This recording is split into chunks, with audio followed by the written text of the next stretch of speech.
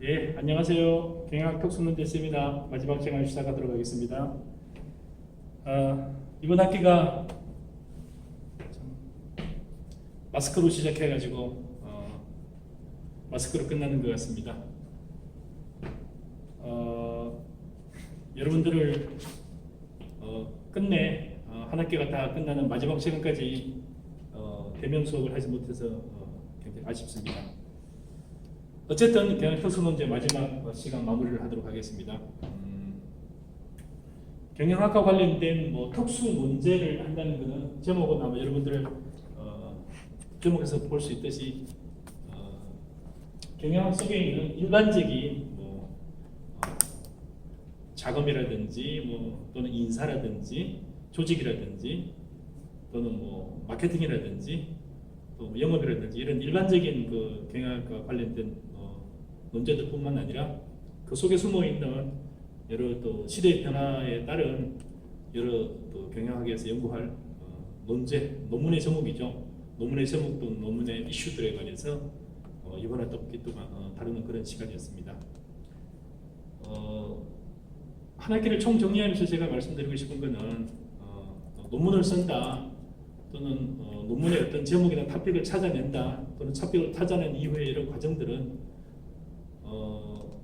과정이 되게 중요합니다.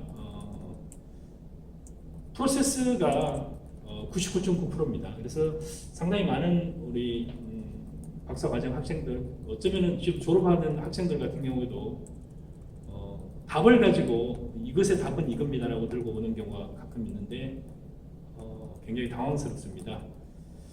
이거는 수학의 문제를 푸는 것 또는 어떤 그 논문의 그 소프트웨어 그 프로그램의 그 과정을 설명하는 건데 많은 학생들이 아직도 답을 가지고 와서 이게 답입니다 들고 와서 근데 과정은 어떻게 되느냐 물어보면은 굉장히 당황해하는 그런 경우를 많이 봅니다. 심지어는 지금 박사과정 5학기를 다니는 사람, 심지어 졸업하는 논문을 들고 온 사람들 같은 경우도 알겠다, 네 논문 제목이 그건 알겠는데 논문 제목 이걸 왜 찾았고 이 토픽을 왜 찾았고 그리고 그 풀어가는 과정을 한번 설명해 보라면은 굉장히 그 당황해하는 사람들이 많아요. 그래서 뭔가 논문에 관해서 잘못 이해하고 있는 게 아닌가 하는 굉장히 저희들도 당황스러울 때가 많습니다.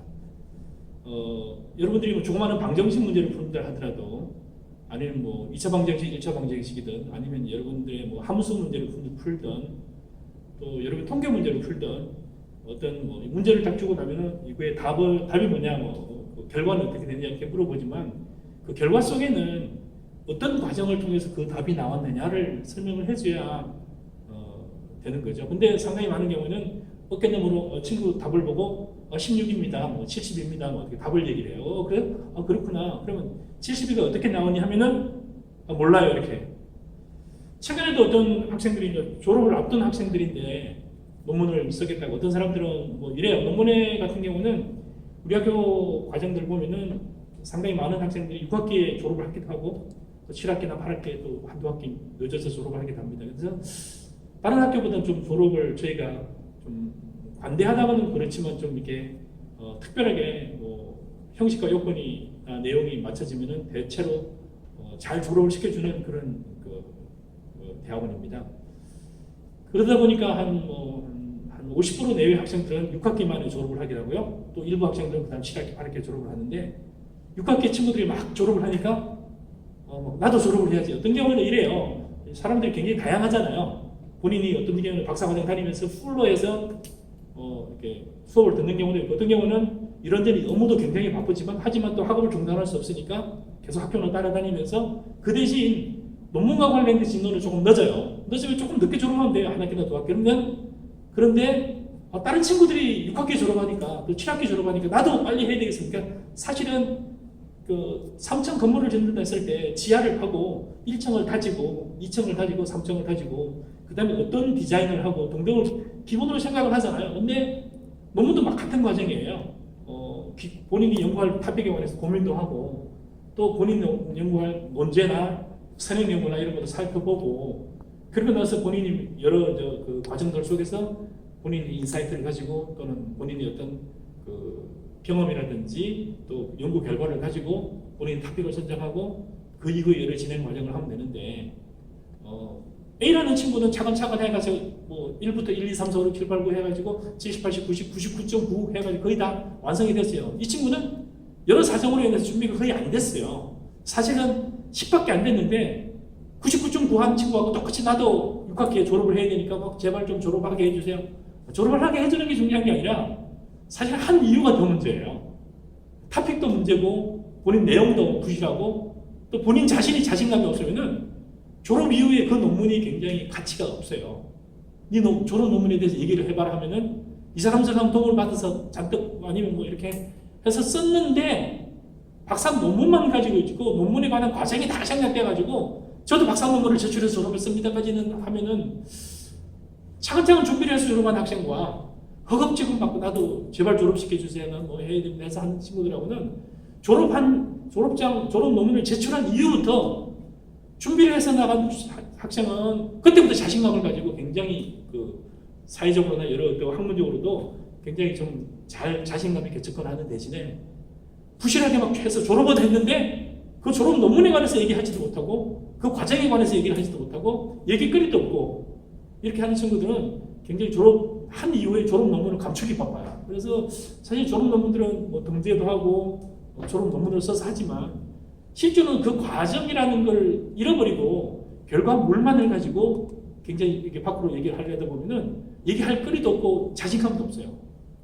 사실은 박사과정 한 뭐 6개월, 1년 정도 과정에서 좀 나름대로 치열한 고민이나 아니 친구들이나 선생님들하고 여러 차례 왔다 갔다 하면서 그 디베이트 하면서 그 본인이 답을 찾고 과정을 찾아야 되는데 그 과정이 완전히 생략되고 거의 생략되고 굉장히 부실한 상태로 그 이후에 과정이 나가버리면은 정말 어려운 논문이 됩니다.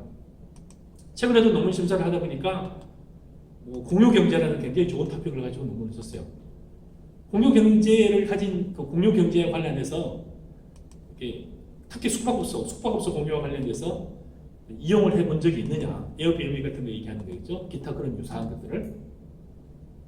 그리고 다음에 이제 결국에는 이런 이용한 경험과 결국은 이제 그 컨슈머로서 이용한 것들, 그 다음에 컨슈머로 이용한 사람들이 직접 본인들이 이걸 가지고 그런 경험들이나 그런 인식들이나 그런 기존에 나름대로 커리어를 가지고 알바를 했다든지 여러 경험들이 있겠죠. 직접 이용했다든지 아니면 아버지가 이용한 걸 들었다든지 친구가 이용한 걸 들었다든지 그걸 가지고 네가 창업할 생각이 있느냐. 이 본인들이 이거 사용해보니까 정말 좋아. 나도 이런 거 하나 만들었으면 좋겠어. 병원에 따른 자기 집을 이용할 수도 있고 아빠 집을 이용할 수도 있고 친척 집을 이용할 수도 있고 아니면 그 공유 숙박업소 자체를 렌트를 해서 다시 제 리스를 뭐 이렇게 공유 숙박업소를 이용할 수도 있겠죠.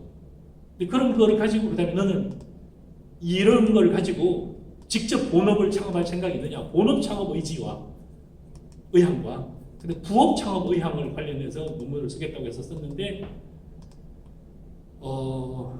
굉장히 좀 그 설문지부터 시작해서 결국에는 이런 공유 숙박업소 관련해서 논문을 쓸 거면은 이런 이용한 사람들을 대상으로 또 이용하지 않은 사람들을 대상으로 광범위한 이게 로 인터뷰랄까요? 해봐야 돼요. 그러면 해보고 나니까 이런 부분에 이런 장점들이 있더라. 그리고 이런 했을 경우에는 어떤 수익성이라든지 또는 기대 가치가 있더라. 뭐 이게 하면은 거의 직장 생활하는 그만큼 소득이 나오더라든지 등등에 관한 광범위한 조사가 돼야 되는데 이 친구가 설문조사를 해서 한 거 보면 한 250명 했는데 그 대부분이 보니까 상당한 사람은 이용해본 적도 없는 사람을 가지고 설문지 조사했어요. 내가 그걸 써봤더니 아니면 내가 간접적으로 왜 체험을 했더니 어떻더라는 걸 설문지를 받아야 되는데 얘가 받은 친구는 이용한 사람이든 안 한 사람은 잡닥 뒤섞어가지고 그래서 너는 창업할 의지가 있느냐. 아니 그 공유 숙박업소가 뭔지도 몰라. 난 한번 이용해본 적이 없어. 근데 거기에는 뭐 위험이 어떻더냐, 뭐 가치가 어떻더냐, 뭐 여러 가지 변수들을 했는데 그 변수 자체가 참 의미가 그러니까 이용해본 사람은 쓸 수도 있지만 이용 안 해본 사람은 또 다른 가치가 있거든요. 그래서 전혀 생각 없이 그냥 설문지만 어떻게 해가지고 어떻게 설문지를 만드는지도 모르지만 그 과정이 그래서 이거를 누구를 대상으로 설문지를 만들려고 생각했냐 했더니 그것도 생각을 해본 적이 없어요. 그냥 공유 숙박에 관해서 연구를 하려고 했다. 그래서 사실은 좀 박사 졸업을 들고 왔는데도 보면 너무 부실해가지고 참 거꾸로 그때부터 다시 또 논문을 점검하고 다시 설문지를 받고 이런 과정을 보면서 과정들이 지금 우리 학교 졸업하는 학생들 중에서도 상당히 많은 학생들이 지금 과정이란 논문은 과정이에요. 논문은 답은 아무 관심이 없어요. 그 답이 했더니 내가 연구한 250명을 대상으로 한 이거는 이런 경향이 많더라. 이런 식의 연구 결과 비슷한 게 나오잖아요. 이게 답입니다가 아니에요. 근데 상당히 많은 학생들이 이게 답입니다를 자꾸 제시하려고 하고, 그럼 그런 답은 어떻게 나오냐고 다시 설명을 바로 하면은 그 앞에 얘기는 뒤죽박죽되고 뭐 이렇게 되는 거죠. 그래서 사실은 제가 지난번에도 잠깐 얘기했는지 모르지만 제가 서예반에 들어가서 지금도 제가 악필인데 글씨를 좀 교정해 보려고 서예반에 들어갔는데 선생님이 매 시키는 게 계속 줄 긋는 것만 시켜요.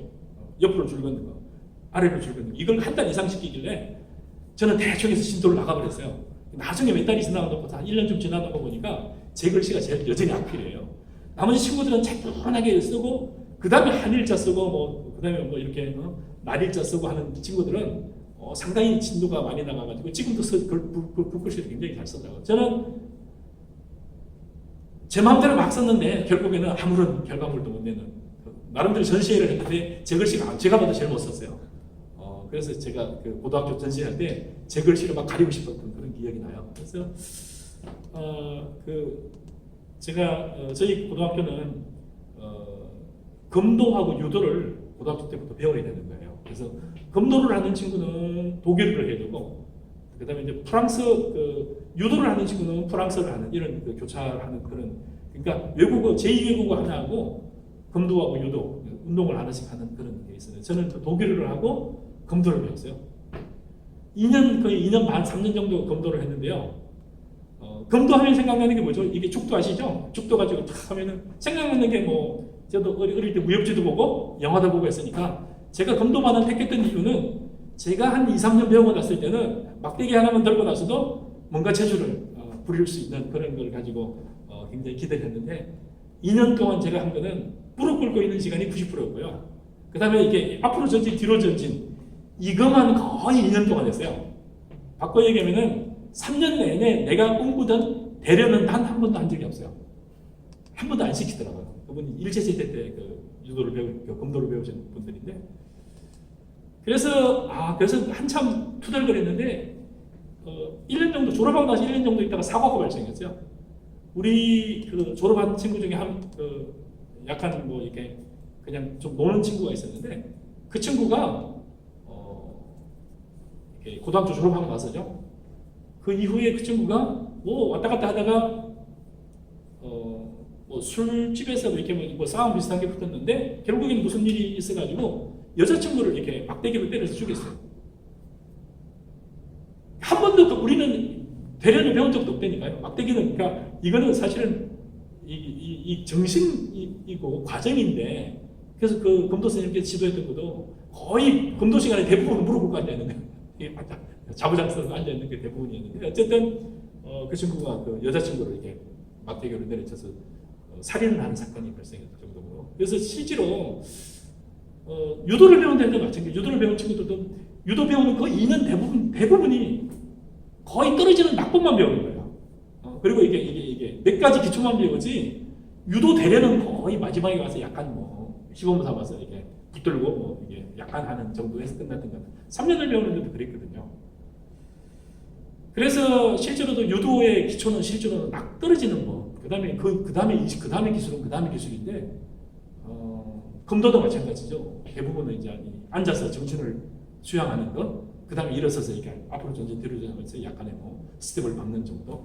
여기서부터 시작이 되는 거예요. 근데 이제 상당히 많은 사람들이 욕심을 내기는 어린 학생들도 마찬가지고 또 무술을 배우는 사람들도 마찬가지고 대련을 해가지고 누구를 제압하겠다 이런 것 쪽으로 많이 관심을 가지죠. 그래서 논문이라는 과정이 실제로는 굉장히 좀 인내가 필요한 과정이에요. 그래서 어느 분야가 관심이 있을지에 관해서도 좀 고민을 해야 되고, 어느 분야에 관심이 있다고 했을 때는 그 분야에 관해서 기존의 연구들은 어디까지 진행이 되어 왔고, 연구의 다양한 형태들, 이 분야에 어느 정도 연구가 진전이 됐는지를 쭉 살펴봐야 되는, 그 위에다가 내가 글작을 만들겠다는 게 아니라 내가 연구가 이렇게 진행이 되었구나. 마치 담벼락에 돌을 이렇게 쭉 이어가는 거예요. 그래서 보니까 이 부분이 담벼락에 좀 돌이 비었구나. 그래서 여기에다가 돌을 하나 살짝 얹는 정도. 빈자리에 이 부분에 관한 연구가 조금 미흡한 부분이 있어. 이 부분 한번 해보겠다. 이렇게 시작을 해야 되는데 대부분의 논문을 쓰는 상당히 사람들이 마치 그 학문의 역사를 내가 바꾸겠다는 식으로 하는데 참고로 말씀드리면은 국내외 모든 논문을 통틀어서 역사를 바꾼 논문은 거의 없어요. 거의 한 편도 없다 할 수 있어요. 그러니까 이 박사 과정의 논문들은 그냥 과정에 지도교수의 지도하에서 하나의 논문을 쓰는 연습을 하는 거예요. 그래서 이 작은 연습인데 이 논문이 뭐 전혀 논문이었는데 제 논문만 독보적입니다. 이렇게 시작하는 학생들이 되게 많은데 실제로 보면은 그런 논문이 아니거나 실제로 보면 기존에 그런 유사한 논문이 되게 많은데 지 혼자 이 분야에 독보적입니다. 막 이렇게 해가지고 실제로 심사장에서 우리 흔히 얘기하러 좀 박살이 나는 경우도 많이 있습니다. 그래서 여러분들이 논문이라는 과정은 기존의 국내외에서 그 분야에 그 토픽에 관해서 어떻게 연구가 진행되어 왔고 그다음에 어떤 형태의 논문이 있고 그런데 나는 무슨 논문을 써고자 하는지를 차분하게 정리를 하는 그런 과정들이 필요합니다. 그래서 또 몇 명 학생들 그래서 제 지도 학생들도 5학기 뭐 이렇게 된 학생들이 막 논문을 들고 와가지고 그러면은 그 관련되는 국내 논문을 정리해서 가져와라 했더니 지금 한 석 달이 됐는데 안 찾아오고 있어요. 사실 논문 한 편 찾고 그 정리하고 읽어보는데 상당히 많이 시간이 걸려요. 그리고 그 의미를 깨닫고 근데 나는 무슨 논문을 써야 되느냐고 연결을 시켜야 되거든요. 그런 부분에 있어서는 여러분들이 조금 고민을 천천히 해라. 그리고 너무 이 부분에 쓰겠다고 막 서둘러서 하다 보면은 사실은 그 논문의 좋은 토픽을 찾기도 어렵고 좋은 토픽을 찾았다 치더라도 그걸 상당히 풀어내는데도 상당히 어려움이 있습니다. 지난 시간에 잠깐 얘기했는지 모르지만 샤를 드골이라고 프랑스 대통령이 있어요. 이 사람은 2차 세계대전 때 레지스탕스라고 그러죠. 독일이 이제 프랑스를 점령하고 독일이 항복을 했죠. 전쟁 초기 때. 2차 세계대전 때. 이분은 이제 1차 세계대전, 2차 세계대전 다 전쟁에 참여했던 분인데 어쨌든 레지스탕스를 이끌고 장군이죠. 육군 전장으로 변하신 분인데 그 이후에 여러 결국 독일을 2차 세계대전 때 물러치고 해방되는 시절에 프랑스 파리를 제일 먼저 점령하신 분이세요. 그래서 전쟁 영웅이시죠. 그래서 여러 과정을 거쳐가지고 결국에는 1959년에 프랑스 대통령이 되었어요.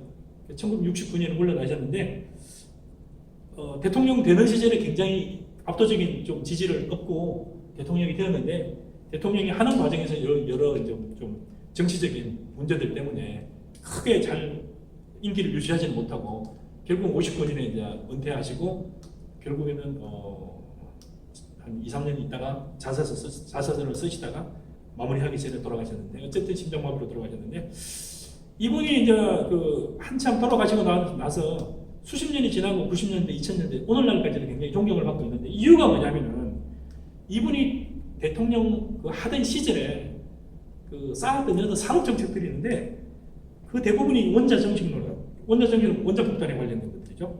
그 다음에 이제 콩코드라든지 비행기 관련된 산업들이죠. 그 다음에 전자교환기, 지금은 화물을 갔지만 정보통신과 관련된 산업을 일찌감치 이끌었어요. 그 다음에 이제 조력발전소, 그 다음에 떼제배, 고속철 같은 거. 이런 산업의 기초를 굉장히 낳았어요. 그래서 인기와 크게 관여하지 않고 그때 당시 이걸 추진하면서도 돈도 굉장히 많이 들어가고 상당히 시간도 많이 걸렸지만 내 대의 성과를 내겠다, 꽃을 피우겠다가 아니라 그 대에 다 시작을 하신 거고 상당히 많은 돈들을 이쪽 산업에 집중을 시켰어요. 그래서 추후에 20, 30년 지나서 보니까 퇴임할 때는 인기가 가장 없는 대통령으로 퇴임을 하셨는데 세월이 흐르고 보니까 참 샤를 드골 대통령께서 놓았던 그 산업의 초석들이 프랑스를 발전시키는 기초가 되었다고 해서 아직까지 다시 존경을 받고 있어요. 우리나라 정치가들이나 또 마찬가지로 여러 또 산업을 고민하시는 분들도 이런 부분을 좀 고민해야 되지 않을까 저는 그렇게 생각을 합니다.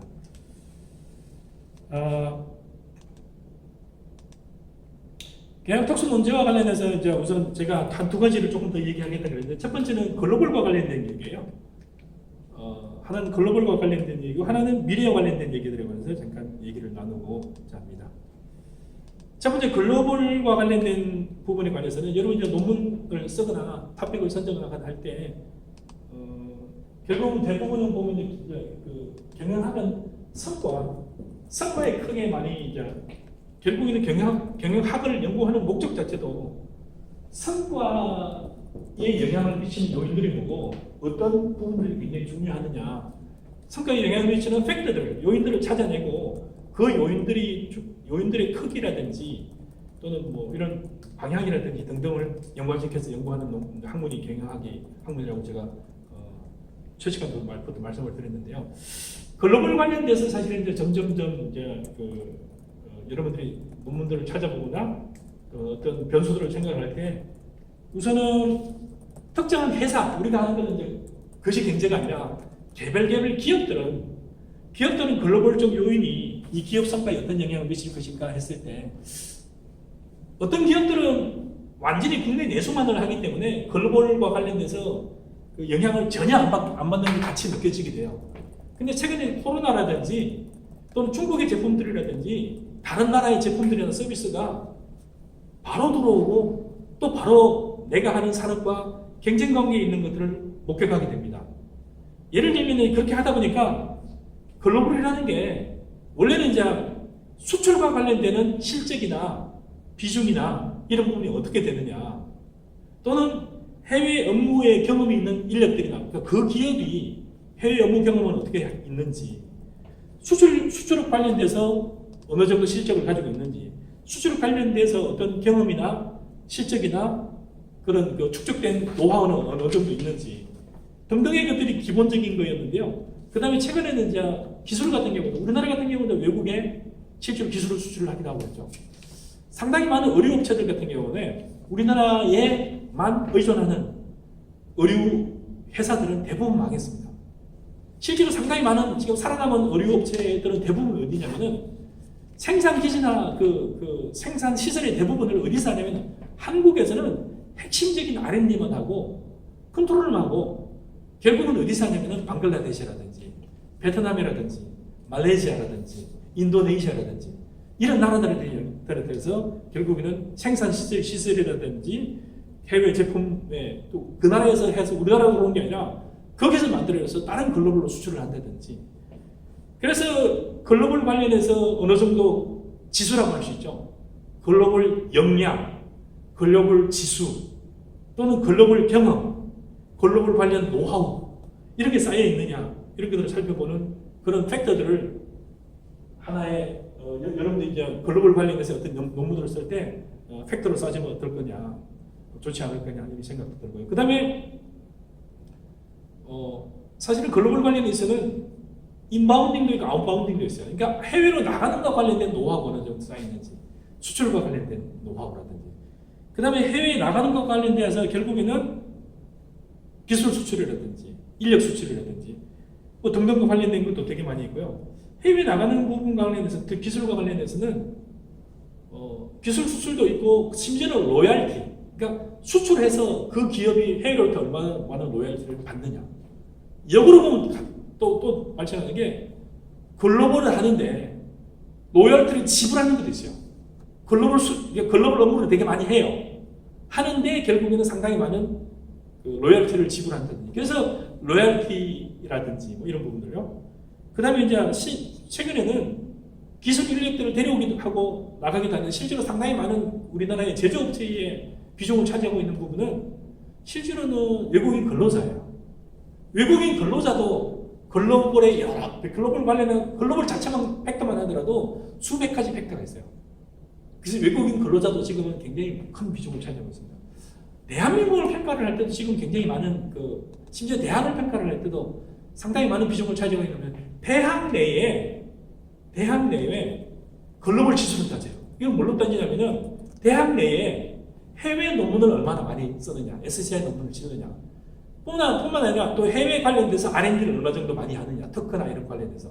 뿐만 아니라 해외 학생들이 전체 재학생 중에서 몇 퍼센트를 차지하느냐. 이런 등등을 가지고 교육부 같은 경우에는 대학을 평가할 때 지수를 따지게 돼요. 우리나라 같은 경우에도 마찬가지로 개별 기업을 따질 때도 마찬가지예요. 그 기업에는 아까 제가 얘기했죠. 글로벌 역량이 어느 정도 되느냐, 수출은 가능하느냐, 계약은 가능하느냐, 직접 가능하느냐, 외부 자문위원이 있느냐, 외부로부터 국내외 전문가를 불러서 자문하는 게 아니라 해외 글로벌 자문 그룹은 있느냐, 그 다음에 해외 글로벌 자문 그룹이 없다 그러면은 해외 기술 트렌드는 어떻게 파악하느냐, 기술 트렌드를 파악할 수 있는 내부의 자원이 있느냐입니다. 그럼 예를 들어서 내부 관련해서 해외에서 학위를 한 석박사 인력들이 있다든지 없다든지, 또는 사장님이 해외 유학 경험이 있다든지 없다든지, 또는 해외에 전시회라든지 이런 쪽에 얼마나 많이 참여를 하느냐라든지. 그래서 해외 관련해서 지수 같은 경우도 굉장히 많이들 최근에는 늘어나고 있어요. 심지어는 국가 지수나 국가 경쟁력을 비교를 할 때는 지금 뭘 따지냐면요, 국가 경쟁력 중에서 차지하고 있는 부분이 몇 가지가 있는데, 첫 번째는 창업과 관련되어 있어요. 그 나라에서 창업을 하는데 난이도가 어떠냐, 얼마나 많은 비용과 타임, 마니, 에너지, 시간과 돈과 에너지가 어느 정도 들어가느냐. 많이 들어간다는 얘기는 뭐예요? 되게 창업하기 힘들다는 얘기예요. 쉽다는 얘기는 뭐예요? 누구나 창업할 수 있다는 거예요. 누구나 창업할 수 있다는 건 뭐예요? 해외에서도 자원들이 들어와서 창업할 수 있는 거죠. 그 다음에 또 따지는 게 회사를 설립하는데 어느 정도 비용이 들어가느냐. 뿐만 아니라 그 회사가 운영하는 거나 영업을 하거나 활동을 하는 데는 얼마나 많이 쉬우냐고요. 특히 외국인들에 관련된 장애가 있느냐고요. 뿐만 아니라 뭐까지 따지냐면요, 그 나라에 외국인들이 왔을 때 지나가다가 의사소통이 가능하느냐. 그래서 해외 보면 맨날 1등 하는 게 어느 나라 1등이에요? 싱가포르 같은 게 맨날 1등 하잖아요. 왜 그래요? 외국어, 중국어도 가능하고 영어도 가능하고 다른 나라에 관해서 규제가 거의 없다시피 하거든요. 우리나라는 어때요? 지나가다 여러분들한테 뭔가 물어본다 그러면 또 여러분 회사에 해외 교류를 하겠다고 어떤 업체들이 왔을 때 니고시에이션에 대한 협상이 가능한지, 계약은 가능한지, 설명은 가능한지, 여러분 회사에 홈페이지는 영어로 되어 있는지 등등과 관련돼서 글로벌 지수를 따지는 것은 글로벌에 관련돼서 뭘 지수를 따지는 게 없어요.